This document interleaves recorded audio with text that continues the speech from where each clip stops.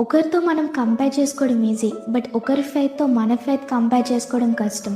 Daily prayer చేస్తున్నాం, daily Bible చదువుతున్నాం, every week చర్చ్‌కెళ్తున్నాం. అయినా సరే మన ప్రేయర్స్‌కి కొన్ని టైమ్స్ ఎలాంటి రెస్పాన్స్ ఉండట్లేదు. What's the reason behind it? ఎందుకు మన ప్రేయర్స్‌కి ఆన్సర్స్ రావట్లేదు? Because of our unfaithfulness. ఒక విషయం గురించి గాడ్ దగ్గర ప్రేయర్ చేసినా అది జరుగుద్దా? జరగదా? ప్లీజ్ ప్లీజ్ అని గాడ్‌ని రిక్వెస్ట్ చేస్తూ భయపడుతూ మన అన్‌ఫెయిత్‌ఫుల్‌నెస్ చూపిస్తూ ఉంటాం.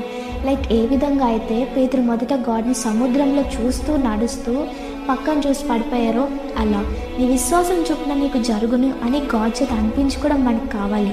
ప్రతి విషయంలో గాడ్‌ని బ్లేమ్ చేసే విధంగా మన ఫెయిత్ ఉండొద్దు.